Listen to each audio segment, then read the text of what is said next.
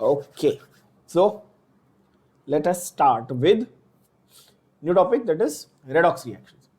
अब redox ये word से क्या समझ में आता है आपको? देखो, चलो एक एक करके इसकी बात करेंगे. रिडक्शन और ऑक्सीडेशन जब साइमल्टेनियसली होगा तब उसको अपन रेडॉक्स बोलेंगे. ये तो बहुत ऑब्वियस बात है ना? क्या होगा?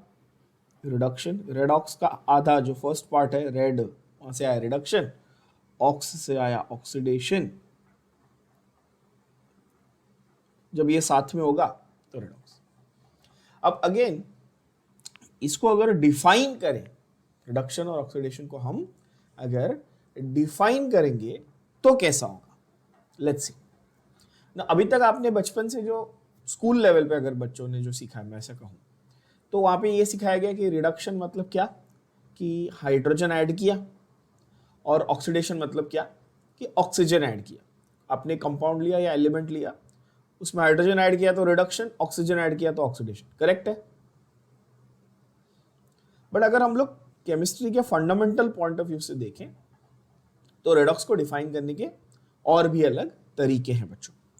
तो first thing that we need to study and understand in this chapter, it's a very simple chapter, basically very very simple topic, but why this has to be done at the beginning और why this is fundamental is because आप जब balancing of chemical reactions करते हो ना, तो आगे भी आने वाला ऑर्गेनिक केमिस्ट्री में बहुत सारे रिएक्शन लिखेंगे अपन, है ना, के पीरियोडिक टेबल के उसमें, और ब्लॉक केमिस्ट्री में भी बहुत सारे रिएक्शन लिखेंगे. वहां per your understanding of oxidation state becomes extremely important to understand, or your becomes extremely important to apply.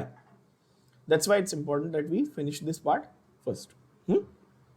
चलो, तो देखो यहाँ पे redox is an abbreviation of the term oxidation and reduction. ठीक है. एग्जाम्पल्स उन्होंने दिए, respiration, rusting, combustion of fuel, ये सारे रेडॉक्स के एग्जाम्पल है. रेस्पिरेशन यानी कि हमारा ब्रीदिंग, सांस लेना.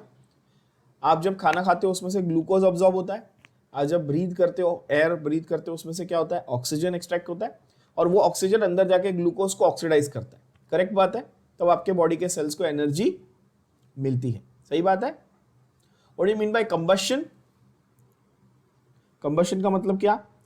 फ्यूल को बर्न करना. फ्यूल यानी कि पेट्रोल, डीजल, केरोसिन, जिसको बर्न करके अपन मशीन्स या अप्लायंसेस को चलाते हैं. उससे क्या होता है? कंबशन होने के बाद कार्बन डाइऑक्साइड और वाटर बनता है, CO2 प्लस H2O जनरली बनता है. राइट? तो ऐसे जो रिएक्शंस हैं डेली लाइफ में, प्रैक्टिकल लाइफ में, उनको अपन रेडॉक्स रिएक्शंस का एग्जांपल मान सकते हैं. आइडिया ऑफ रेडॉक्स क्या है? आइडिया ऑफ रेडॉक्स ये है, जो क्लासिकल आइडिया था. क्लासिकल आइडिया समझते हो? मतलब जैसे कि जो पुराने टाइम से माना जा रहा है, which is a very basic principle, which is old. Right? Classical idea ये है कि रिमूवल ऑफ ऑक्सीजन किया तो रिडक्शन. क्या किया? रिपीट. रिमूवल ऑफ ऑक्सीजन किया तो रिडक्शन, और रिमूवल ऑफ हाइड्रोजन किया तो ऑक्सीडेशन है. आप लोग ठीक है. उल्टा भी कर सकते थे. रिमूवल ऑफ ऑक्सीजन किया तो रिडक्शन, या एडिशन ऑफ हाइड्रोजन किया तो भी रिडक्शन. ठीक है. Now this seems very easy at one point. ये अभी आप जब पहली दूसरी बार सुनते हो, हर बच्चे को लगता है बहुत इजी है, तो बहुत पॉपुलर चैप्टर है, और है भी बहुत इजी चैप्टर. बट बिकॉज ये ऑपोजिट्स है ना सब, reducing agent, oxidising agent, reduction, oxidation, ये ऑपोजिट्स में बहुत बच्चे ऐसा सिली मिस्टेक करके आते, रॉन्ग लिख के आ जाते. तो उसमें गलती नहीं करना, थोड़ा सा फोकस चाहिए, यहां पर ध्यान देना. चलो, तो हमारा पहले डेफिनेशंस जो है ना, हमारे पूरे सेट, वो हम पहले लिख लेते हैं यहां पे अलग से. चलो, कैसे डिफाइन करना है? Reduction, oxidation. रिडक्शन का मतलब एडिंग हाइड्रोजन. यस और नो?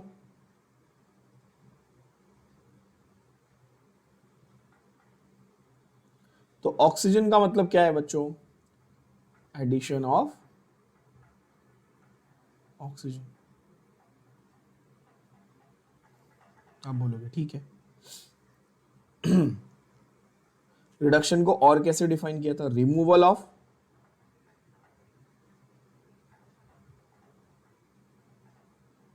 ऑक्सीजन, और यहां पर रिमूवल ऑफ हाइड्रोजन। ये हमारे क्या हो गए? ये हो गए हमारे क्लासिकल आइडियाज। ये क्या हो गए? हमारे क्लासिकल आइडियाज हो गए।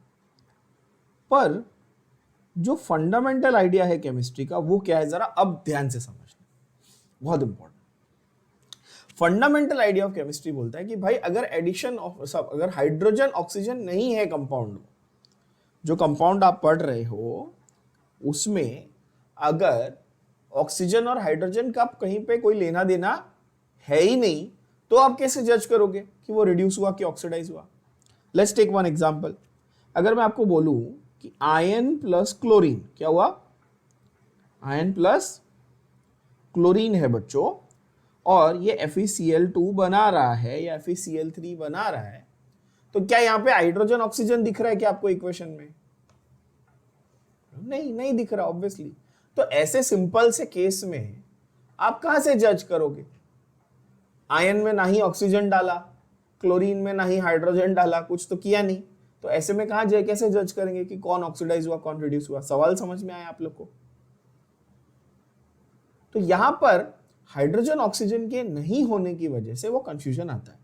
तब हम लोग, हमारा केमिस्ट्री का जो फंडामेंटल आइडिया है कि भाई हाइड्रोजन ऑक्सीजन को हटाओ, आप इसको टर्म्स ऑफ इलेक्ट्रॉन्स में बोलो। किस में बोलोगे? In terms of electrons.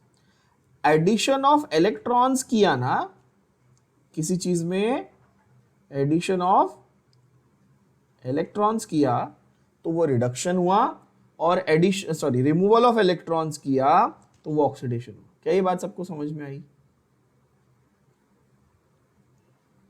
किसी एलिमेंट या कंपाउंड में से आपने इलेक्ट्रॉन ऐड किया अगर उसमें, तो उसको रिड्यूस कर रहे हो, और अगर उसमें से इलेक्ट्रॉन निकाला तो उसको ऑक्सीडाइज कर रहे हो। क्या ये बात समझ में आई?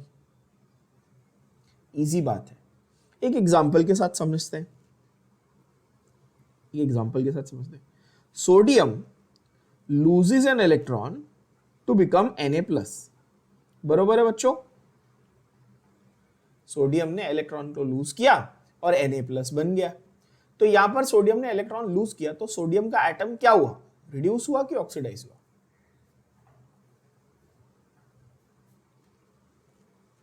सोडियम का atom this got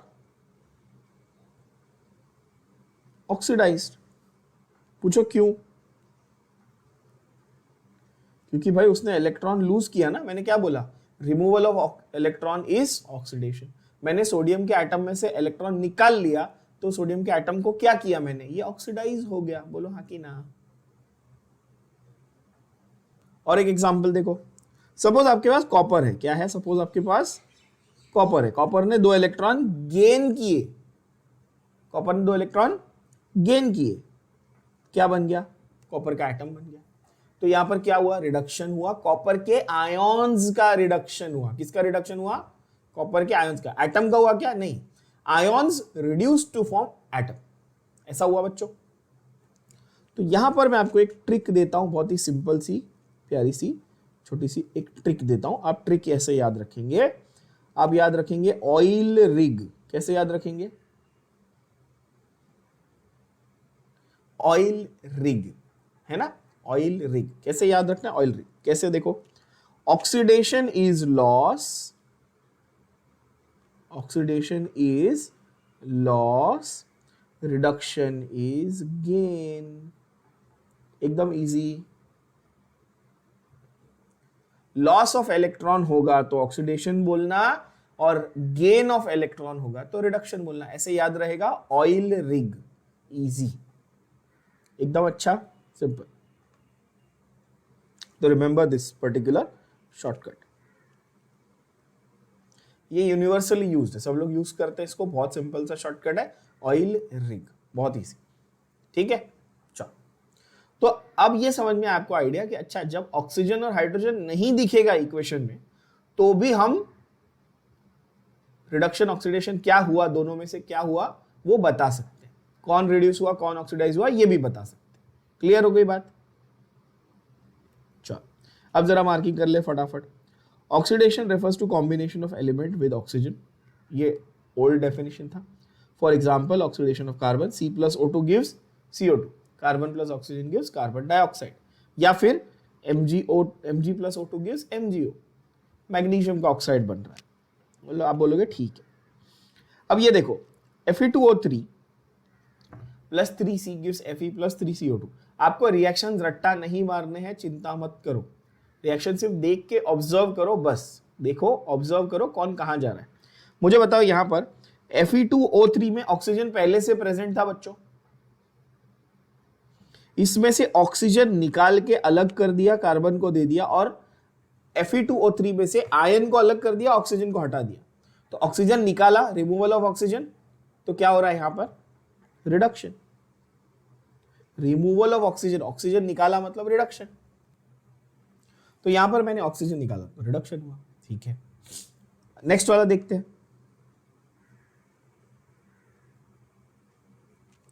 H2S plus O2 gives H2O, मतलब H2S हाइड्रोजन सल्फाइड में से सल्फर निकाला, ऑक्सीजन उसको दिया, एडिशन ऑफ ऑक्सीजन, क्या हुआ?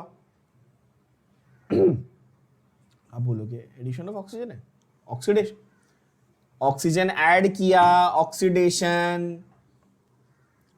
तो हियर जो सल्फर है H2S का सल्फर जो है, या आप इसको दो तरीके से देख सकते थे। अब ऐसे देख सकते थे इसको कि भाई H2S था आपके पास हाइड्रोजन सल्फाइड, उसमें से the sulphur lost the hydrogen, sulphur lost the hydrogen, तो भी ऑक्सीडेशन ही बोलूंगा, तो भी ऑक्सीडेशन ही बोलूंगा।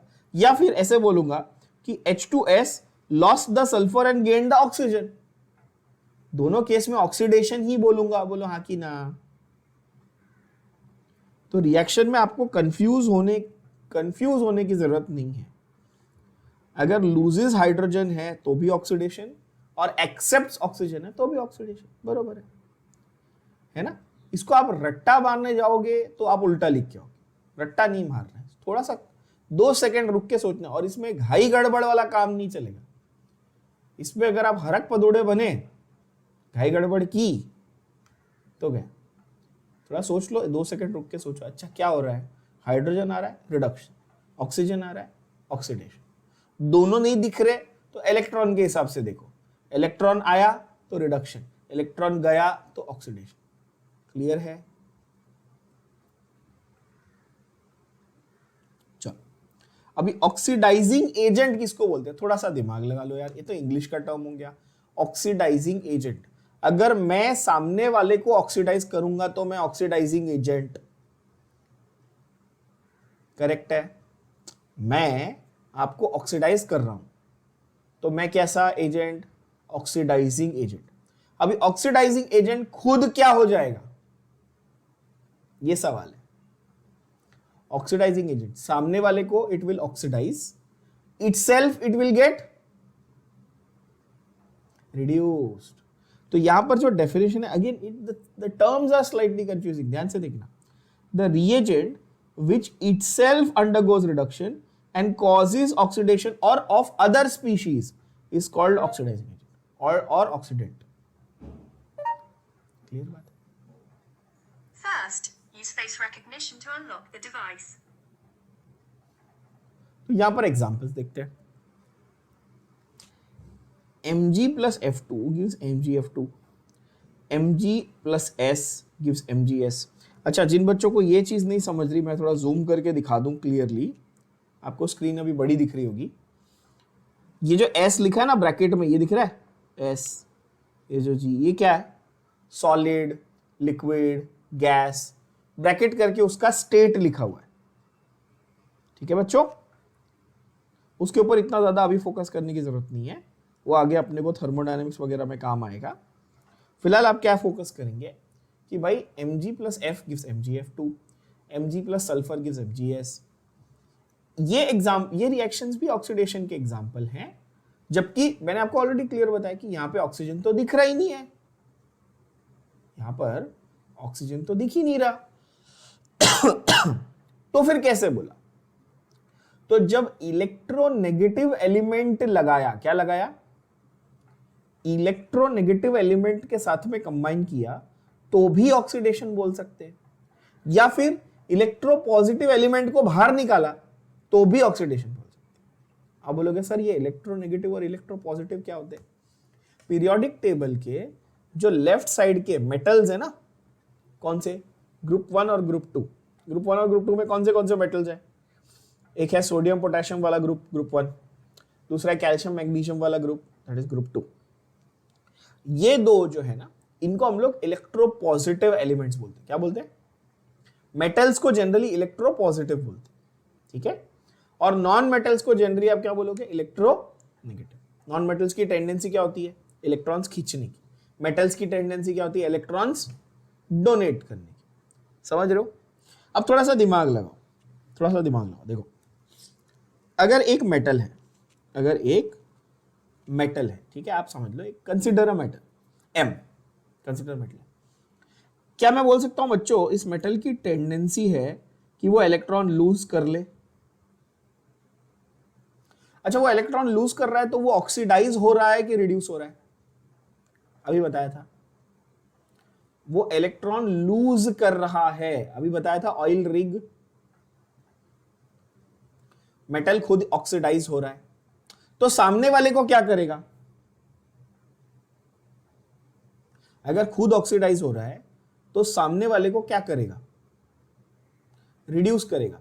तो can I say metals are good reducing agents, और जितनी आसानी से मेटल अपना इलेक्ट्रॉन देगा उतना अच्छा वो रिड्यूसिंग एजेंट है।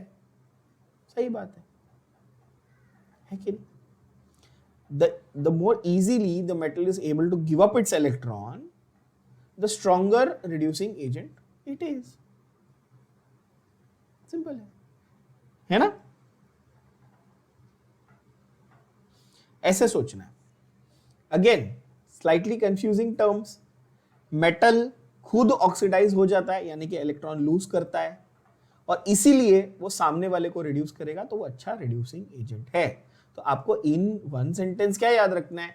मेटल्स अच्छे रिड्यूसिंग एजेंट होते हैं और नॉन मेटल्स अच्छे ऑक्सीडाइजिंग एजेंट होते हैं। अब ये वापस सेंटेंस को पढ़ो, आप बोलोगे हाँ सही है कि भाई इलेक्ट्रोनेगेटिव एलिमेंट यानी कि नॉन मेटल डाला तो ऑक्सीडेशन हुआ, और इलेक्ट्रोपॉजिटिव यानी कि मेटल निकाल दिया तो भी वही हुआ। तो ऑक्सीडेशन के कितने डेफिनेशन समझे आपको? देखो अभी,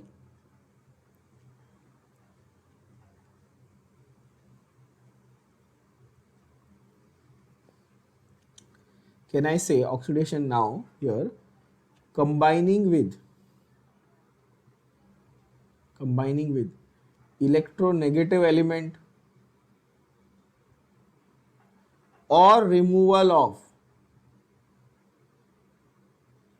electropositive element। 5 अलग अलग डेफिनेशन हो गए अपने बच्चों। यस, ऑक्सीडेशन इन 5 केसेस में आप बोल सकते हो। कैसे? जब आपको ऑक्सीजन अंदर आता हुआ दिखे, हाइड्रोजन बाहर जाता हुआ दिखे, इलेक्ट्रोनेगेटिव एलिमेंट अंदर आता हुआ दिखे, या इलेक्ट्रोपॉजिटिव एलिमेंट बाहर जाता हुआ दिखे, या फिर इलेक्ट्रॉन्स बाहर जाते हुए दिखे, ये पांचों केस में आप क्या बोलोगे? ऑक्सीडेशन हुआ है। सेम वे अब इधर आ जाओ, रिडक्शन में आ जाओ। कैसे ऐसा बोल सकते हैं? combining with electropositive element. By the way, this sign is with, huh? This is short standard abbreviation for with, but आप ये यूज नहीं कर सकते हो, मैं यूज कर रहा हूं, आपको with पूरा लिखना पड़ेगा, क्योंकि आपके टीचर्स को ही नहीं पता होगा कि ये with होता है। जब आप बोर्ड्स में लिखोगे तो there are high chances of that. Combining with electropositive होगा तो रिडक्शन, या रिमूवल ऑफ इलेक्ट्रोनेगेटिव होगा तो भी रिडक्शन है। करेक्ट है। क्या आप लोग को इलेक्ट्रोपॉजिटिव और इलेक्ट्रोनेगेटिव पहचानने आया? आप बोलोगे हाँ। अगर पीरियोडिक टेबल के राइट साइड में से कोई नॉन मेटल्स उठाए, जैसे कि sulphur, oxygen, fluorine, chlorine, bromine, iodine, nitrogen, ये सब इलेक्ट्रोनेगेटिव में आएंगे। और लेफ्ट साइड से जो मेटल्स उठाए मैंने ग्रुप 1 या ग्रुप 2 के, sodium, potassium, aluminium, calcium, beryllium, barium, है ना, ये सारे उठाए तो क्या हो जाएंगे, वो इलेक्ट्रो पॉजिटिव में काउंट होंगे। Everybody with me so far? Simple. Same way उल्टा अगर अपन करें तो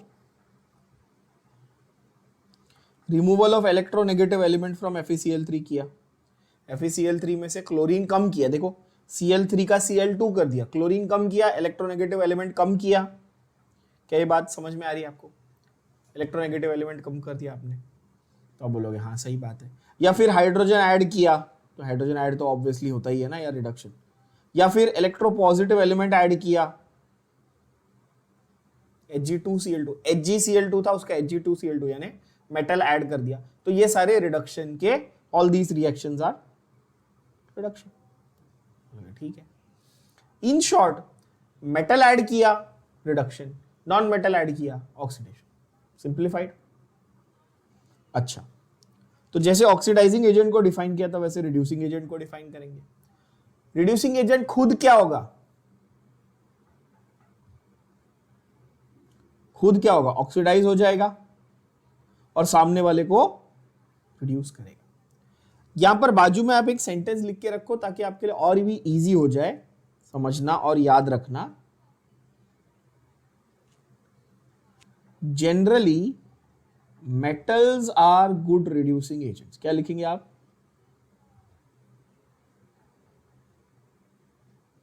metals are good reducing agents, ये टेक्स्ट बुक में लिख के रखो।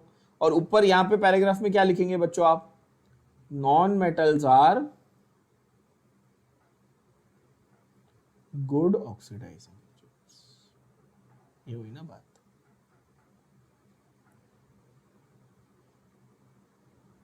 ऐसे, ठीक है बच्चों? नॉन मेटल्स अच्छे ऑक्सीडाइजिंग एजेंट्स हैं और मेटल्स अच्छे रिड्यूसिंग एजेंट्स हैं। तो ये तो हो गया बहुत ही सिंपल फंडा। हमने जो 5 चीजें टेबल में लिखी वो यहाँ पर टेक्स्ट बुक में वापस लिखी हुई है, देखो। Addition of oxygen, addition of electronegative element, removal of hydrogen, removal of electropositive element, loss of electrons. Last में जो लिखा है वो सबसे इंपॉर्टेंट है ना, बताया मैंने आपको, लॉस ऑफ इलेक्ट्रॉन्स। क्या किस तरीके से याद करने को बोला था? ट्रिक क्या बताई थी? याद करो। ऑयल ऑक्सीडेशन इज लॉस, है कि नहीं? चलो देखिए सेकेंड, अभी रिडक्शन, रिमूवल ऑफ ऑक्सीजन है, रिमूवल ऑफ इलेक्ट्रोनेगेटिव एलिमेंट है, एडिशन ऑफ हाइड्रोजन है, एडिशन ऑफ इलेक्ट्रोपॉजिटिव एलिमेंट है, या फिर गेन ऑफ इलेक्ट्रॉन्स है, यानी कि RIG, रिडक्शन इज गेन। इस तरह से अब इजी लग रहा होगा ये चैप्टर। जब आप शुरू करते हो तो आपको वो, क्योंकि टर्म्स थोड़े मिक्स होते हैं ना, जब 2-3 बार रीड कर लेते हो तो आप क्लियर हो जाता है कि अच्छा हाँ अब जज कर लूंगा, कोई टेंशन। अच्छा, हमारा मेन, जो मैं बार बार अभी कह रहा हूं, मैं रेड कलर से अंडरलाइन भी कर रहा हूं, हमारा मेन फंडा किस पे रहेगा?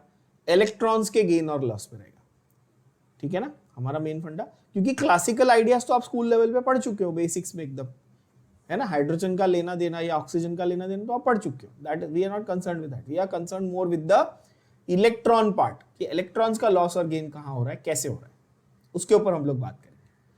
सो redox reactions in terms of electron transfer. How we are going to write the redox reactions in terms of electron transfer, that is important to understand. ठीक है? अगेन ये लोग ने oxidising agent, reducing agent repeat किया है। अच्छा, इसमें repetitive बहुत है, चैप्टर में रिपीटेशन आपको बहुत मिलेगा, चिंता नहीं करना। एक ही चीज 4-4 बार रिपीट करके डिफाइन की हुई है, टेंशन नहीं लेना। नेक्स्ट कॉन्सेप्ट जो आप लोग आ जाते हैं उसके ऊपर है, वो है डिस्प्लेसमेंट रिएक्शंस। डिस्प्लेसमेंट रिएक्शंस जो है ये रेडॉक्स ही होते हैं टेक्निकली। डिस्प्लेसमेंट रिएक्शन कैसे होते हैं? टेक्निकली ये रेडॉक्स रिएक्शन ही होंगे। क्यों होंगे रेडॉक्स रिएक्शन? तो एक एग्जांपल के साथ करते हैं, ठीक है ना। देखो डिस्प्लेसमेंट मैं यहाँ पे लिख रहा हूं, आई होप सबको स्क्रीन पे क्लियरली दिख रहा होगा।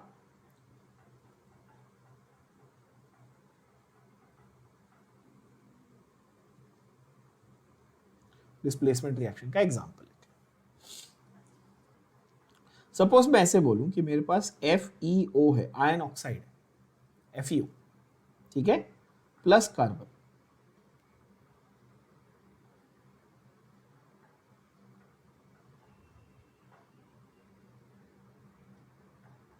इसने क्या किया, Fe प्लस CO, ऐसा किया। तो कहना है say carbon was able to displace the oxygen from the iron oxide, ऐसा बोल सकता हूं, इसलिए इसको डिस्प्लेसमेंट बोलेंगे बच्चों, है कि नहीं। और एक एग्जांपल ले लो, आपके पास MgCl2 है, उसको आप सोडियम के साथ रिएक्ट कर रहे हो,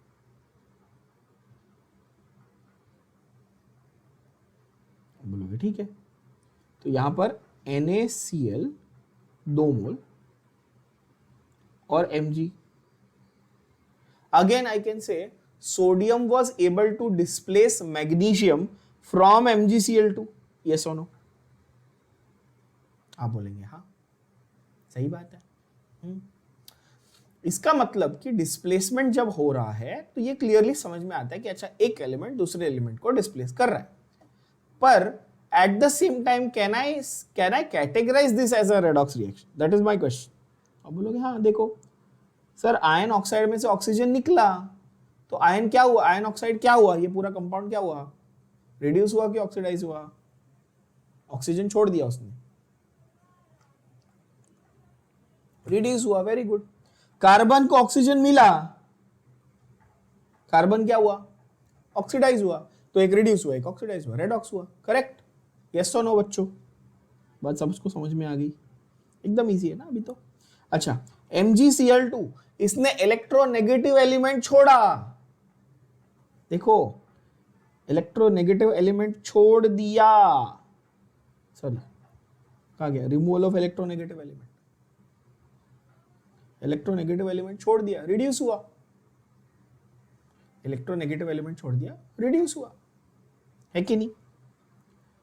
जिन बच्चों को ये कॉन्सेप्ट डिफिकल्ट लग रहा है वो ऐसा सोचे, सोडियम अच्छा मेटल है, स्ट्रॉन्ग मेटल है, उसने इसको रिड्यूस कर दिया, तो सोडियम खुद क्या हुआ, ये ऑक्सीडाइज हो गया और ये रिड्यूस हो गया, बोलो हाँ कि ना, सोडियम खुद ऑक्सीडाइज हो जाएगा, सामने वाले को रिड्यूस करके आएगा। तो क्या डिस्प्लेसमेंट रिएक्शंस भी एक टाइप के रेडॉक्स रिएक्शंस होते हैं, आंसर इज यस, यही तो वो बोल रहा है, that consider displacement reactions as redox reactions, जैसे कि x plus yz gives xz plus y, this is a displacement reaction but it is also technically a redox reaction, एकदम इजी। अब आते हैं इस चैप्टर के इंपॉर्टेंट कॉन्सेप्ट पे, जो आप लोग ट्रस्ट मी ये पूरे 2 साल आप भले ही CET कर रहे हो, बोर्ड्स कर रहे हो, कुछ भी कोई भी एंट्रेंस एग्जाम कर रहे हो, कुछ भी कर रहे हो, ये ऑक्सीडेशन नंबर का कॉन्सेप्ट आप पूरे 2 साल हर चैप्टर में हर जगह पे अप्लाई करने वाले हो। ये अगर आपको नहीं आता तो आगे बहुत आपको दिक्कत आने वाली, तो इसको थोड़ा ध्यान से समझना, बहुत इजी चीज है, कुछ भी नहीं है, बहुत इजी चीज। ऑक्सीडेशन नंबर कॉन्सेप्ट क्या है, ऑक्सीडेशन नंबर, तो पहले तो ये समझ लो it is also called oxidation state, क्या बोलते हैं इसको अपन बच्चों, ऑक्सीडेशन स्टेट भी कहते हैं, ऑक्सीडेशन नंबर तो कहते ही हैं और साथ में इसको हम लोग ऑक्सीडेशन स्टेट भी कहते हैं। क्या होता है जरा मैं आपको कॉन्सेप्ट समझाता हूं, सभी बच्चों को इस वर्ड का मतलब पता है, आई एम श्योर, इस वर्ड का मतलब वैलेंस या वैलेंसी सबको मालूम है, वैलेंस और वैलेंसी है ना। तो वैलेंसी अपन ने स्कूल लेवल पे तो बहुत सिंपल तरीके से समझा था सबने कि भाई कितने इलेक्ट्रॉन गेन या लॉस करने हैं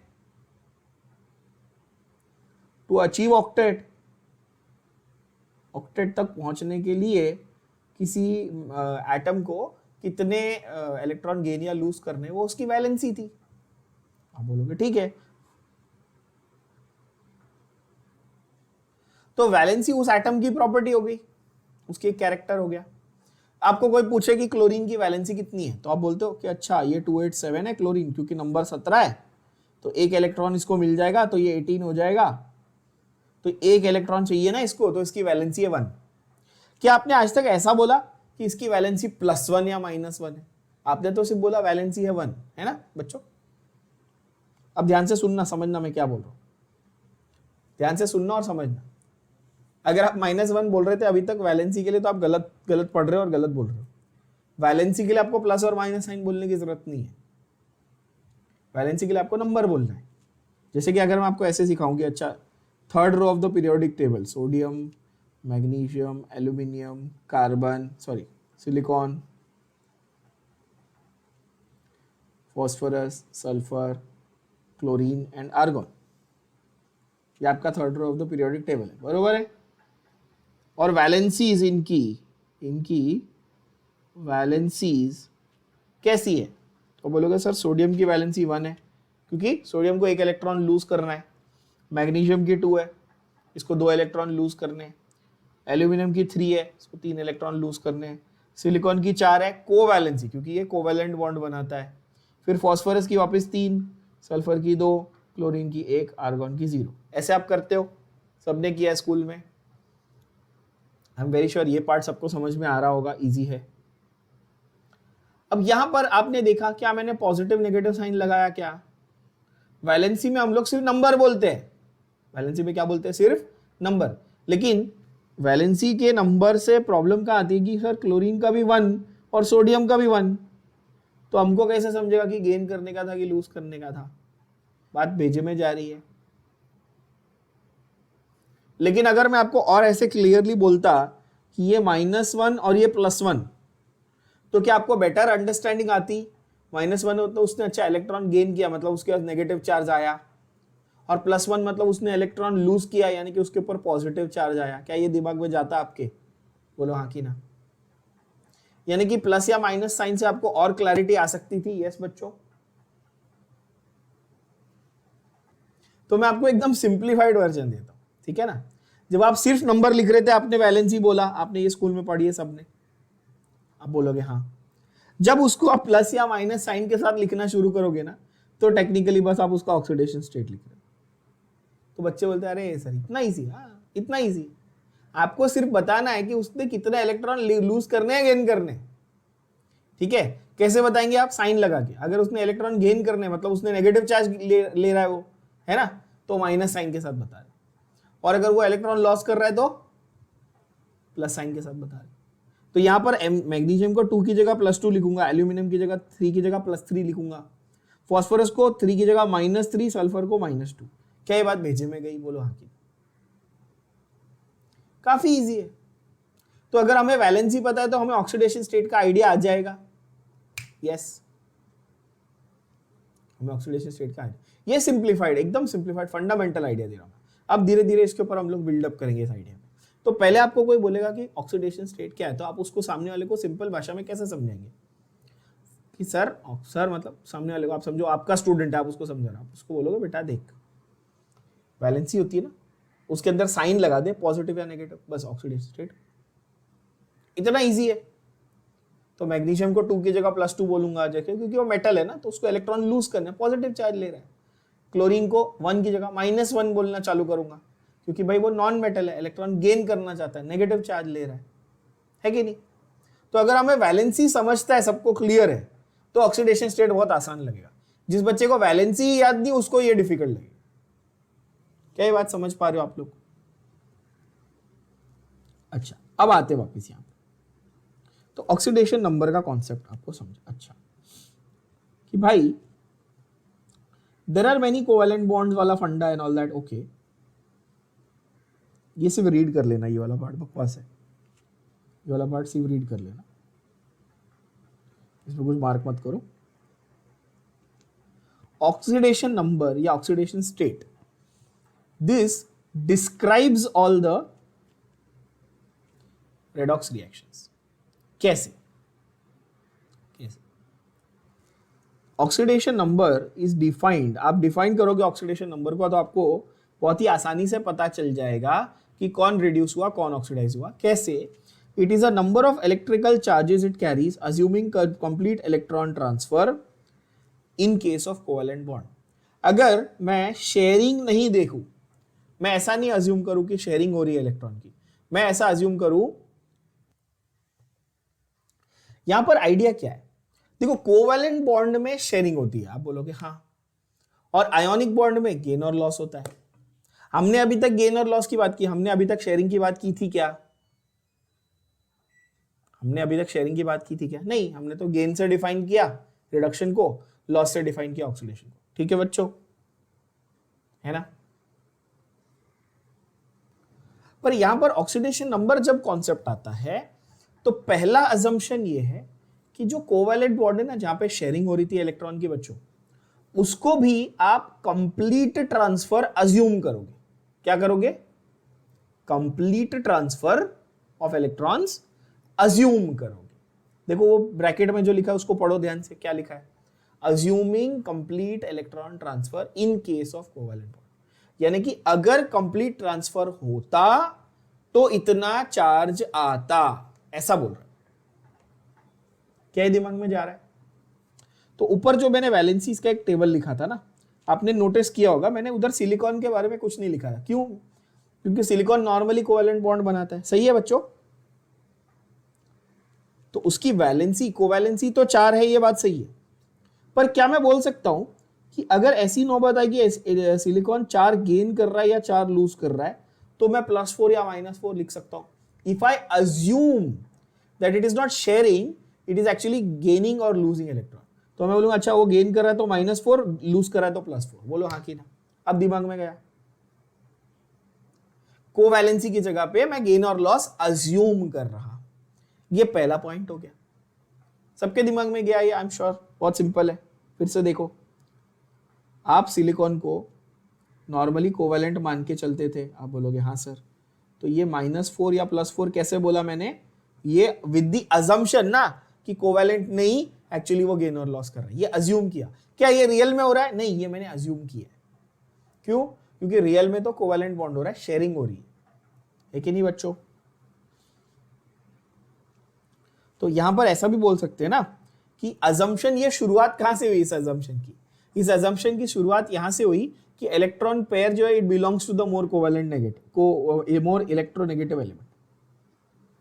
electron pair is assumed to belong to the more electronegative element. यहां से मेरे अजम्पशन की शुरुआत हुई। बोलो हाँ की? मैं ऐसा मान के चलता हूं कि भाई वो इलेक्ट्रोनेगेटिव एलिमेंट को बिलोंग करता था, वहीं पे रहना चाहिए था। यहां से मेरे अजम्पशन की शुरुआत हुई, and that is why oxidation number अब इजीली डिफाइन कर सकते हो। It is defined as the number of electrical charges carried. Now once you understand what is oxidation number, it is nothing but कितने electron उसने gain या lose किए along with the appropriate sign. अगर उसने loose किए तो positive sign लिखोगे, gain किए तो नेगेटिव साइन लिखोगे। ये दिमाग में सबके गया? लूज किए तो क्या लिखोगे?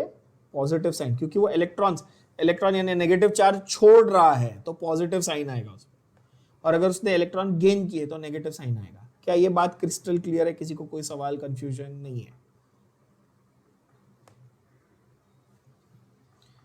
अब ऑक्सीडेशन स्टेट क्या होता है ये समझा, तो रूल्स हैं ऑक्सीडेशन स्टेट लिखने की। ऑक्सीडेशन नंबर या ऑक्सीडेशन स्टेट, ठीक है? अच्छा, मैं इसको आगे से ना ON या फिर OS ऐसे शॉर्ट में लिखूंगा तो सबको समझेगा ना, कंफ्यूज नहीं हो जाओगे। ON या OS, ऑक्सीडेशन नंबर या ऑक्सीडेशन स्टेट। ठीक है बच्चों? तो यहां पर ऑक्सीडेशन नंबर लिखने के कुछ रूल्स हैं। अब रूल्स एंड रेगुलेशंस आपको याद करने पड़ेंगे, एक एक करके अपन मार्क करेंगे और सारे रूल्स आपको याद करने। जैसे IUPAC के हमने रूल्स किए थे, है ना, फिर हमने उनको अप्लाई किया, वैसे यहां पे let's learn the rules and then apply them. Okay, चलो पहला रूल क्या बोलता है? Rule number 1, oxidation number of each atom of an element in a free state is 0। कोई एलिमेंटल फॉर्म में दिया है, कोई ऐसा चीज दिया है जो आपको एलिमेंटल फॉर्म में, कंबाइंड नहीं है, किसी और एलिमेंट के साथ में कंपाउंड नहीं बनाया है, सिर्फ एलिमेंट है, तो उसका ऑक्सीडेशन स्टेट आप ऑटोमेटिकली क्या मान लोगे? क्या मान लोगे? 0 मान लोगे बच्चों। ठीक है? फॉर एग्जाम्पल H2Cl2, कोई भी element H2Cl2, S8, P4, O3, इनका सबका 0 आप बोलोगे। ठीक है, बहुत इजी है ये तो। Oxidation number of an atom in a monoatomic ion is equal to its charge. अगर मोनोएटॉमिक आयन है तो उसका ऑक्सीडेशन नंबर कितना है? Equal to the charge written on it. अच्छा, इसका मतलब क्या कि अगर Mg2+ लिखा है, अकेला एटम था Mg, एक आयन है, उसमें कितने एटम दिख रहे हैं आपको? एक ही एटम दिख रहा है, यस। तो उसका चार्ज कितना है? 2+, तो उसका ऑक्सीडेशन स्टेट भी +2। क्या ये बात समझ में आ रही है? यही तो वो बोल रहा है, जो मोनोएटॉमिक आयन था उसका चार्ज ही उसका ऑक्सीडेशन स्टेट है, उसका चार्ज ही उसका ऑक्सीडेशन नंबर है। ऐसे देखो Na+, तो इसका ऑक्सीडेशन नंबर कितना हुआ? आप बोलोगे सर इजी है, तो A+1। Al3+ कितना होगा सर? +3। क्यों? क्योंकि अकेला आयन है, एल्यूमिनियम का एक ही एटम है ना, मोनोएटॉमिक है, और ऊपर चार्ज जो लिखा है वही उसका ऑक्सीडेशन नंबर है। क्या ये बात दिमाग में गई? बोलो हाँ या ना। सेम वे अगर मैं बोलूं S सल्फर 2-, S2- या O2-, अकेला ऑक्सीजन था, 2 नेगेटिव चार्ज कैरी कर रहा था, इसका ऑक्सीडेशन नंबर कितना? -2। इसका कितना? -2। Cl-, इसका कितना? -1। क्या ये बात समझ में आ गई? इजी है। मोनोएटॉमिक के लिए तो बहुत इजी। मोनोएटॉमिक आयन का जो चार्ज है वही उसका ऑक्सीडेशन नंबर है। क्लियर है बात?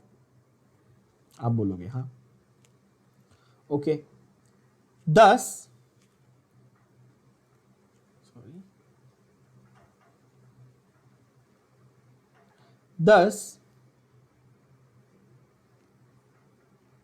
alkali metals have oxidation number +1, alkaline earth metals have oxidation number +2, aluminium has oxidation number +3। Example, ठीक है? alkali metals +1, alkaline earth metals +2, aluminium +3। Simplify कैसे करके लिखूं? ऐसे लिख दूं, group 1 of your periodic table +1, group 2 of your periodic table, पूरे group 2 के सारे मेटल्स का +2, ग्रुप 13 के सारे मेटल्स का +3। बोलो हाँ कि ना। अब आप बोलोगे सर हमको ग्रुप 1 ग्रुप 2 नहीं आता, तो फिर मार खाओगे। ग्रुप 1 ग्रुप 2 नहीं आता तो मार खाओगे। ग्रुप 1 ग्रुप 2 क्या होता है? ग्रुप 1 इज हेलिना की रब ने सुनी फरियाद। This is group 1, also called alkali metals. Group 2 is beta. Group 2 is beta मांगे कार स्कूटर बाप राजी, है ना? ऐसा है ना? शॉर्टकट सबको मालूम होने चाहिए, कैसे याद करना है।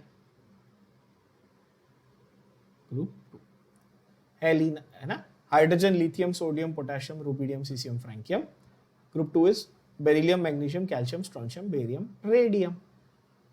तो इनकी ग्रुप 1 की ऑक्सीडेशन स्टेट हमेशा कितनी होती है? +1 होती है। कॉमन सेंस लगाओ जरा, ये ग्रुप 1 के हैं तो ये एक इलेक्ट्रॉन लूज करेंगे, एक इलेक्ट्रॉन लूज करेंगे तो +1 हो जाएगा। बोलो हाँ कि ना। और ग्रुप 2 वाले क्या करेंगे? 2 इलेक्ट्रॉन लूज करेंगे सर, तो +2 हो जाएगा। वैसे ग्रुप 13 यानी कि नेक्स्ट जो एल्यूमिनियम का ग्रुप है, अच्छा ग्रुप 1 और 2 के बाद 3 आता है क्या? नहीं, एक्चुअली 13 आता है ना? तो वहां पे एल्यूमिनियम है, एल्यूमिनियम 3 इलेक्ट्रॉन लूज करेगा तो +3 हो जाएगा। ऐसे बात समझ में आ गई सबको?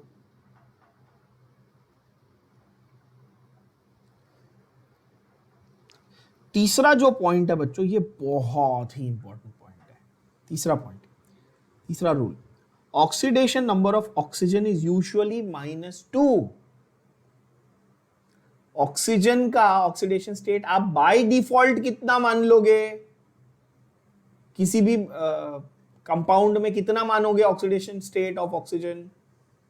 ऑक्सीजन का ऑक्सीडेशन नंबर कितना मानोगे? -2। सामने स्क्रीन पे लिखा हुआ है, ध्यान से देख लो, राइट? इसका एक्सेप्शन क्या है? अगर आपको ऑक्सीजन को देखना है तो सारे कंपाउंड्स में उसका नंबर क्या रहेगा? मतलब उसका ऑक्सीडेशन नंबर क्या रहेगा? -2 रहेगा।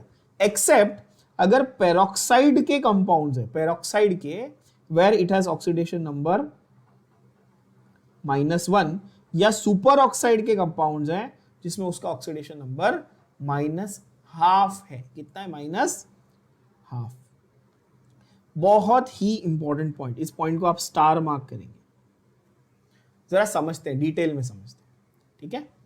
ऑक्सीजन एज एन एलिमेंट, अगर मैं बोलूं ऑक्सीजन, तो ये कितने टाइप के कंपाउंड बनाता है बच्चों? Oxygen can form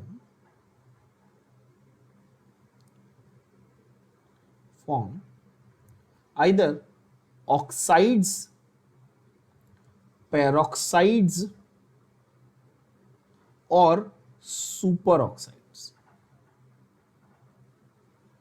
school level पे ऑक्साइड और पेरोक्साइड तो सब बच्चों ने सुना हुआ है ना?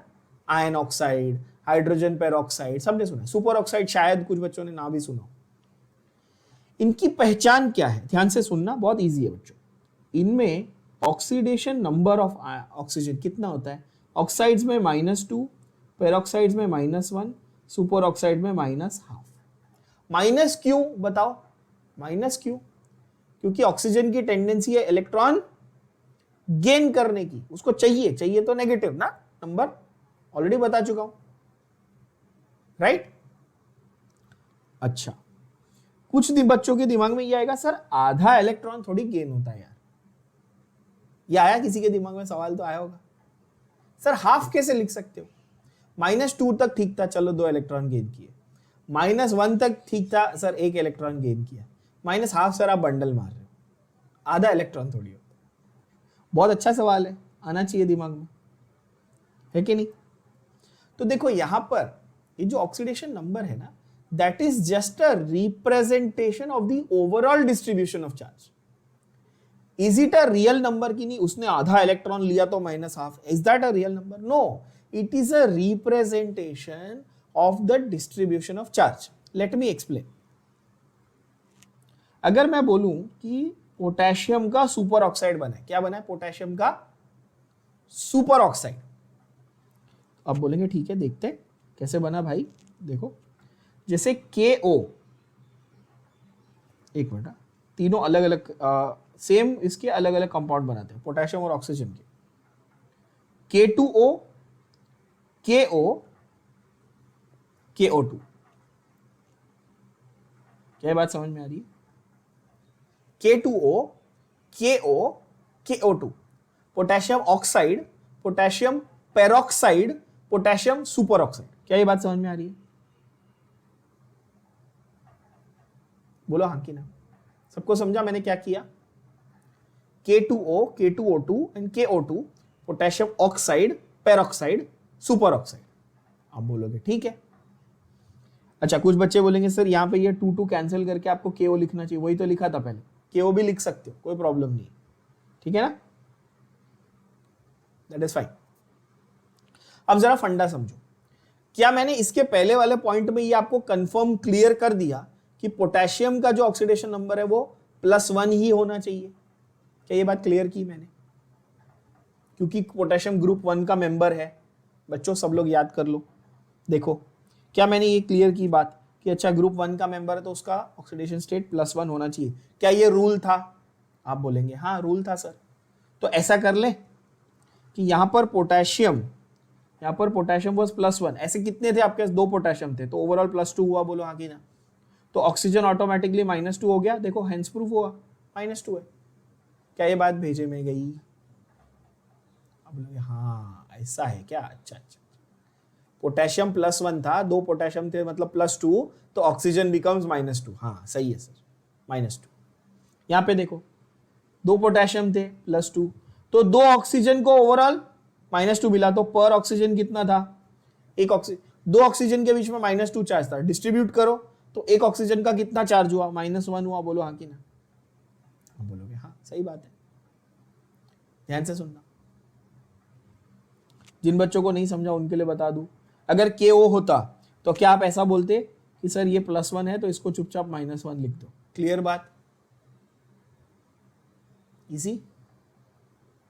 ये अजम्पशन ये आया कहां से कि भाई मुझे K का ऑलरेडी पता है, अगर मुझे दोनों में से एक का पता है तो मैं दूसरे का ढूंढ सकता ऑक्सीडेशन नंबर, बोलो हाँ कि ना। अगर मुझे पोटेशियम और ऑक्सीजन में से एक का ऑक्सीडेशन नंबर मालूम है तो मैं दूसरे का ऑटोमेटिकली ढूंढ सकता हूं, बोलो यस और नो। अब तीसरा वाला देखो, ये इंटरेस्टिंग है। पोटेशियम है 1+1, पर ऑक्सीजन होना चाहिए -1, लेकिन क्या मैं बोल सकता हूं दो ऑक्सीजन के बीच में -1 है, तो एक ऑक्सीजन का कितना हुआ, -1/2 हुआ। क्या ये बात क्लियर हुई? देखो अब बोलोगे हाँ सर, एक पोटेशियम था +1, दो ऑक्सीजन थे, +1 का ऑपोजिट यहां पे कितना चार्ज है, -1, करेक्ट। लेकिन दो ऑक्सीजन के बीच में डिस्ट्रीब्यूटेड है, वर्ड समझ में आया मैंने क्या बोला? डिस्ट्रीब्यूशन आधा आधा है। दो ऑक्सीजन मिलकर एक नेगेटिव चार्ज ले रहे, तो एक को कितना मिलेगा, हाफ। बोलो हाँ कि ना। Yes, everybody understood this. तो बस यही उसने बताने की कोशिश की है यहाँ पे कि भाई सुपर ऑक्साइड, ये जो कंपाउंड होता है ना जिसमें ऑक्सीजन आप कैलकुलेट करते हो और -1/2 निकलता है, उसको क्या बोलेंगे, सुपर ऑक्साइड बोलेंगे। क्या बोलेंगे, सुपर ऑक्साइड। कुछ अच्छे एग्जांपल्स उन्होंने दिए हुए आपको यहाँ पे, आप देख सकते हो। कैल्शियम इज +2, कैल्शियम ग्रुप 2 का था, +2 तो ऑक्सीजन -2। हाइड्रोजन पेरोक्साइड H2O2, बचपन से पढ़ रहे हो आप लोग, तो उसमें क्या है, ऑक्सीजन -1 है, आप देख सकते हो। पेरोक्साइड की पहचान क्या है बच्चों? पेरोक्साइड की पहचान, पेरोक्साइड की आइडेंटिफिकेशन फीचर ये है कि उसमें O2O बॉन्ड दिखना चाहिए। अगर O2O बॉन्ड नहीं दिख रहा है तो पेरोक्साइड नहीं बोल रहे। Oxygen to oxygen bond, single bond दिखेगा ना, तब आपको पेरोक्साइड बोलने का अलाउड है, ठीक है। और KO2 क्या था, पोटेशियम सुपर ऑक्साइड था, है ना। और एक सबसे बड़ा एक्सेप्शन कि OF2 में ऑक्सीजन का ऑक्सीडेशन नंबर, ये MCQ पॉइंट है डायरेक्ट। OF2 में ऑक्सीजन का नंबर कैसा है, +2। व्हेन यू से +2 means is it gaining electron और लूजिंग इलेक्ट्रॉन? +2 प्लस चार्ज है, तो इलेक्ट्रॉन लूज किया था कि गेन किया था?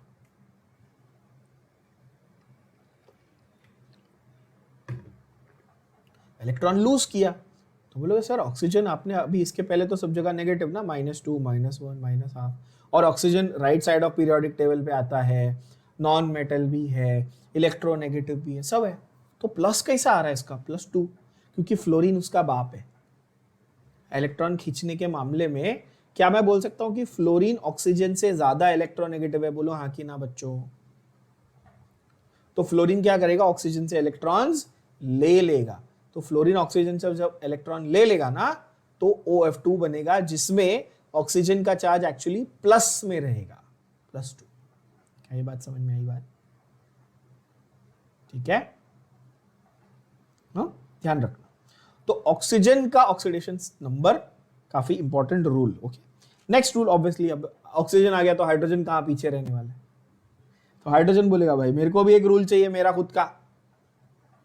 ठीक है, देते तेरे को भी, रुक जा। देखो, oxidation number of H can be +1 और -1। जब वो नॉन मेटल से बॉन्डेड होगा तो उसका ऑक्सीडेशन नंबर होगा +1, और जब वो मेटल के साथ बॉन्डेड होगा तो उसका नंबर होगा -। इजी है ना, ये तो बहुत इजी हो गया। हम बोलेंगे सर हाँ ये सिंपल है, ये सिंपल है। तो तुमको कोई बोलेगा NaH, क्या है, NaH, सोडियम के साथ हाइड्रोजन बॉन्डेड है, तो सोडियम हो गया +1 तो हाइड्रोजन हो गया -1। बोलो हाँ कि ना। इजी एकदम, इससे ज्यादा आसान तो हो ही नहीं सकता। सही बोल रहा हूं बच्चों? अगर आपको मैं बोलूं AlH3 एल्यूमिनियम के साथ बॉन्डेड है, तो आप बोलोगे सर ये तो बहुत आसान कर दिया आपने यार, ये तो +3 है और हाइड्रोजन है -1, क्योंकि 3 हाइड्रोजन है तो -3 था ओवरऑल, तो एक हाइड्रोजन का कितना हुआ, -3/3 यानी कि 1। +1 या -1? Of course -1। बोलो हाँ कि ना एवरीबॉडी? बहुत आसान है, तो बहुत इजी, कोई दिक्कत नहीं। चलो नेक्स्ट वाला देखते हैं। फ्लोरीन का ऑक्सीडेशन स्टेट, ऑक्सीडेशन नंबर अभी तो बता दिया। फ्लोरीन जो है वो सबसे इलेक्ट्रोनेगेटिव एलिमेंट है पूरे पीरियोडिक टेबल का, ये आपको पता होना चाहिए। Fluorine is the most electronegative element of the periodic table. पूरे पीरियोडिक टेबल में सबका बाप, सबसे इलेक्ट्रॉन खींचने वाला कौन है? फ्लोरीन है। यानी कि फ्लोरीन का नंबर कभी भी पॉजिटिव में आ सकता है क्या, बताओ क्या लगता है आपको? जब वो इलेक्ट्रॉन सिर्फ लेगा, वो दे सकता ही नहीं है। Can it give electron? No. Why? Because it is electronegative. वो सिर्फ खींचने में बिलीव करता है। तो उसका नंबर कभी भी पॉजिटिव में आएगा क्या जिंदगी में? नहीं, उसका नंबर -1 ही रहेगा, क्योंकि कोई पैदा ही नहीं हुआ जो फ्लोरीन से इलेक्ट्रॉन खींच सके। यार बात समझ में आ रही है आप लोग को? क्या बोल रहा हूं? फ्लोरीन से इलेक्ट्रॉन नहीं लिया जा सकता, तो फ्लोरीन का नंबर पॉजिटिव नहीं आ सकता बॉस। तो इसलिए फ्लोरीन का क्या आएगा? Oxidation number -1। Other halogens that is chlorine, bromine, iodine also usually show -1, but अगर हैलोजन ऑक्सीजन के साथ बॉन्डेड है, अगर हैलोजन ऑक्सीजन के साथ बॉन्डेड है तो उनका नंबर हो जाता है पॉजिटिव। जरा इसका फंडा समझाता हूं, थोड़ा सा ट्रिकी है फंडा। ये फंडा समझने के लिए आपको ऑर्डर ऑफ इलेक्ट्रोनेगेटिविटी समझना पड़ेगा। क्या समझना पड़ेगा बच्चों? Order of electronegativity of elements. Periodic table के जो हमारे एलिमेंट्स है ना, उनकी ऑर्डर ऑफ इलेक्ट्रोनेगेटिविटी जरा समझो।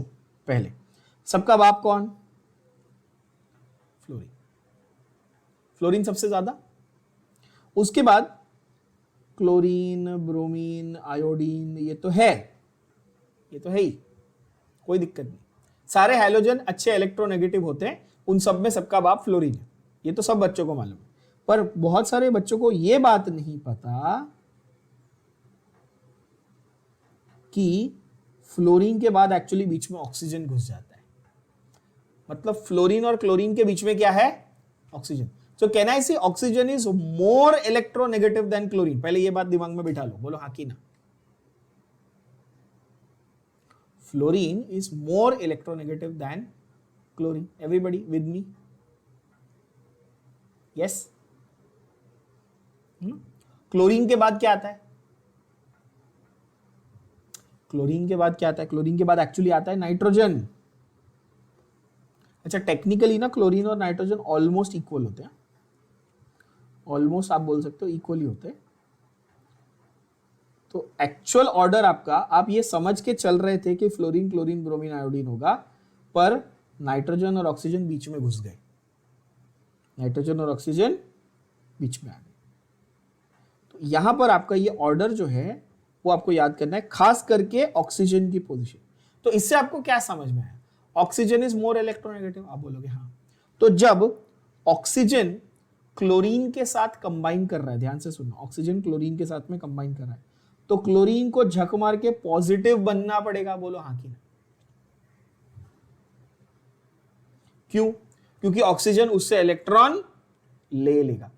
क्लोरीन जब नॉर्मल होता है, तब क्लोरीन जब नॉर्मल होता है तब वो -1 ऑक्सीडेशन नंबर दिखाता है।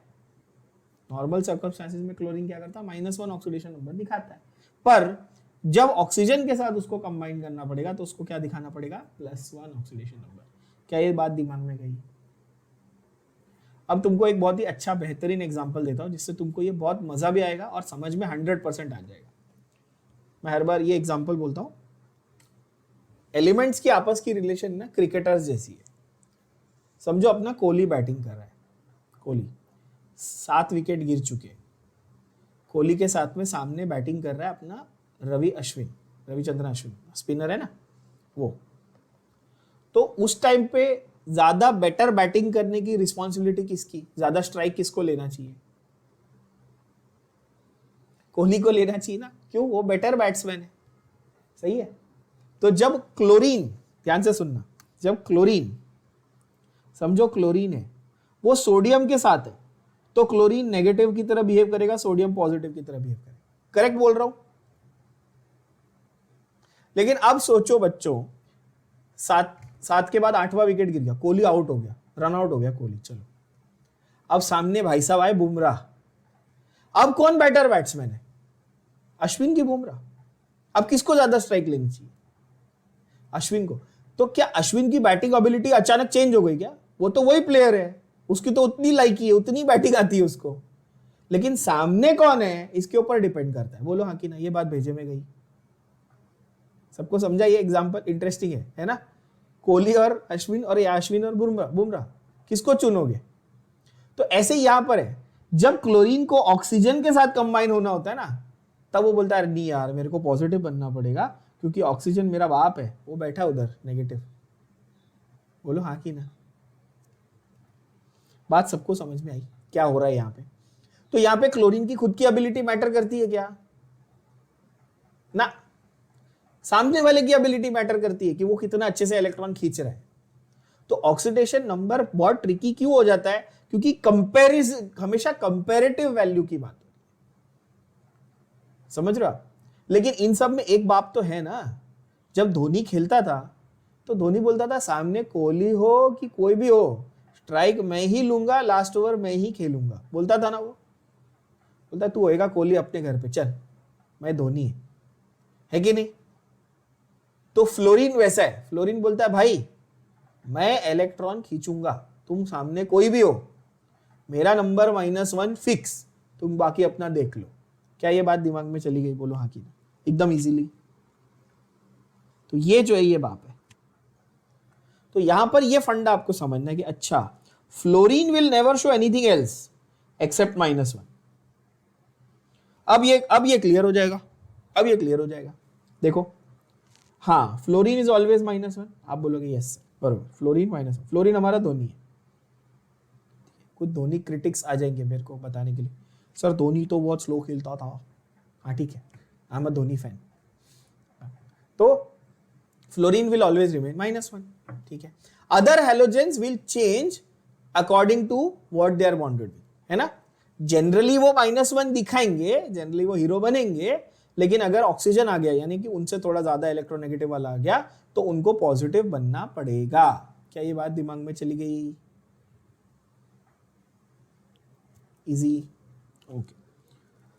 नेक्स्ट है algebraic sum of oxidation numbers of all atoms in a neutral molecule is 0। अगर एक मॉलिक्यूल न्यूट्रल है, अगर एक मॉलिक्यूल न्यूट्रल है तो उसके सारे ऑक्सीडेशन नंबर्स को मिलाकर टोटल करने के बाद वैल्यू क्या आनी चाहिए? 0। और यहीं पर अगर सेवेंथ वाला, सिक्स्थ और सेवेंथ साथ में करते हैं, algebraic sum of oxidation numbers in an ion is equal to net charge of ion। Ion होगा तो क्या देखने का? Net charge. और अगर न्यूट्रल मॉलिक्यूल रहेगा तो क्या देखने का? 0। कैसे, जरा समझते हैं। NH3 समझो, मैंने लिया NH3, ये एक मॉलिक्यूल है अमोनिया। ऊपर कोई चार्ज लिखा है क्या? मैंने यहां पे कोई चार्ज लिखा है? प्लस माइनस कुछ लिखा है? नहीं। तो अगर मैं बोलूं इसमें नाइट्रोजन का oxidation state plus 3 times of hydrogen का ऑक्सीडेशन स्टेट इक्वल टू कितना होना चाहिए? 0। क्या ये बात भेजे में गई? Oxidation number of individual atoms लो, सबको ऐड करो, सम करो सबका, कितना आना चाहिए? 0। क्यों? क्योंकि ये पूरा का पूरा मॉलिक्यूल कैसा था? न्यूट्रल था। अब इसमें तो बेवकूफी नहीं करनी है बच्चों, अंधे तो हो नहीं, दिख रहा है ना ऊपर सर ने चार्ज लिखा है कि नहीं लिखा है? बोलो हाँ कि ना? H2SO4 के बारे में बताओ। आप ये बताओगे कि अच्छा 2 hydrogen plus 1 sulphur plus 4 times of oxygen का टोटल सबका ऑक्सीडेशन स्टेट मिला के कितना होगा? 0। पूछो क्यों? क्योंकि पूरा मॉलिक्यूल कैसा है? ऊपर को चार्ज लिखा है मैंने, H2SO4 के ऊपर चार्ज लिखा है क्या? न्यूट्रल है तो इक्वल टू 0। कितना इजी है यार, कम ऑन। हाइड्रोजन H2 क्या होगा? ट्रिक क्वेश्चन, ये रूल नंबर 1 था, याद ही नहीं किसी को। रूल नंबर 1, एलिमेंट है डायरेक्ट 0। बीच बीच में ऐसे पूछ लूंगा देखने के लिए कि कितने लोगों का ध्यान है। हाँ, अरे हाँ सर आपने पहले वाले रूल में बताया था, हाँ हाँ ये तो एलिमेंट है सर, है ना? अच्छा समझो H नहीं ऐसा देख लो, SO4 2 माइनस, SO4 2 माइनस, तो एक sulphur plus 4 oxygen equal to कितना होगा? इक्वल टू ये कितना है चार्ज, ओवरऑल कितना चार्ज दिख रहा है तुमको, -2, तो इक्वल टू क्या हो जाएगा, -2। क्या ये बात इतनी इजी लग रही है, एकदम से सिंपल लग रही होगी।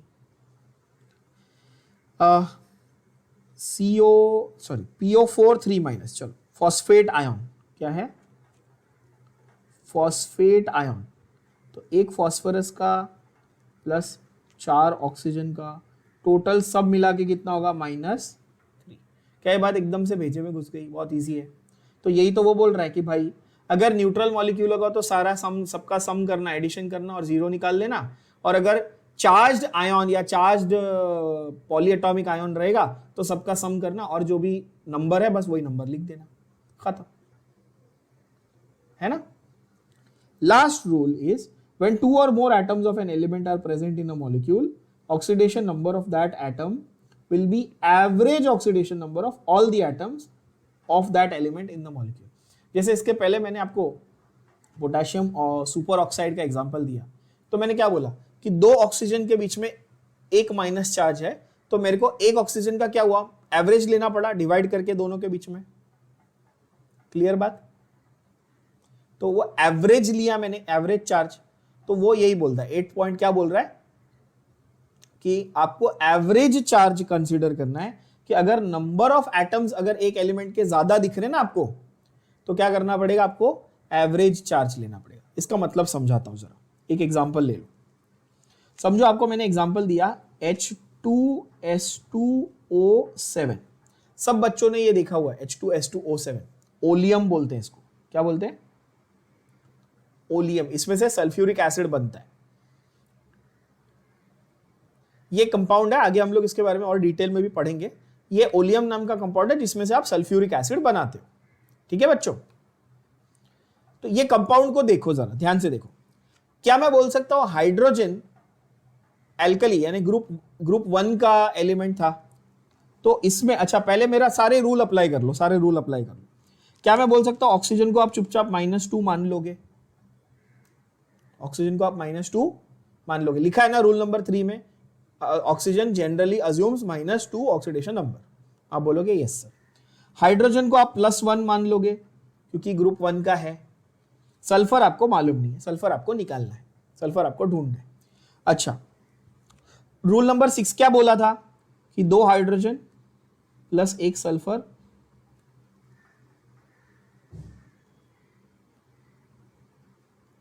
Plus 7 times of oxygen should be equal to what. ये पूरा मॉलिक्यूल कैसा था, न्यूट्रल था कि चार्ज था, न्यूट्रल है, तो इक्वल टू 0। समझ में आ रही है बात सबको, एकदम इजी हो गया ना ये तो। देखो अभी आप बोलोगे सर अच्छा हाइड्रोजन को आपने +1 लिखा, प्लस सल्फर प्लस ऑक्सीजन को आपने -2 लिखा, तो ओवरऑल 0, तो 2 प्लस सल्फर -14 इक्वल टू 0, तो S -12 इक्वल टू, सॉरी कितने सल्फर थे हमारे पास, 2 थे ना, माय बैड, हाँ ठीक है 2 सल्फर थे, चेक करो फॉर्मूला में 2 सल्फर है ना, S2 है, तो 2S -12 इज इक्वल टू 0, तो 2S इक्वल टू 12, तो S क्या हो गया बच्चों, +6 हो गया ना, प्लस ना, प्लस माइनस बताना पड़ेगा ना, ऑक्सीडेशन नंबर बिना प्लस माइनस के नहीं बता सकते हो, +6 हो गया। अच्छा +6 कैसे हुआ कि भाई 2 सल्फर का 12 था, तो एक का 12/2 यानी कि एवरेज लिया, क्या ये बात समझ में आई, एवरेज लिया ना, समझ में आ रही है ना बात। अच्छा ये एवरेज है, does this represent real values, no it does not represent real values, always, all the time, हर बार ऐसा नहीं होता। सल्फर के बहुत सारे ऐसे आगे एसिड्स हम लोग पढ़ेंगे और इसमें भी है जहां पर वेरिएबल आपको दिखेंगे ऑक्सीडेशन स्टेट, मतलब 2 सल्फर है ना, तो एक +4 वाला रहेगा, एक +6 वाला रहेगा, ऐसा भी होता है। हाँ ये मैंने आपको सिर्फ आइडिया ऑफ एवरेजेस समझाने के लिए बोला, ठीक है। एक और एग्जांपल ले लो, CO3 2- कार्बोनेट, CO3 2-। अगर मैं बोलूं इसमें कि आपको ओवरऑल कैसे निकालना है, तो आप बोलोगे सर कार्बन ले लो प्लस 3 टाइम्स ऑफ ऑक्सीजन ले लो और इक्वल टू -2 कर दो। क्या ये एवरीबॉडी अग्रीज ऑन दिस?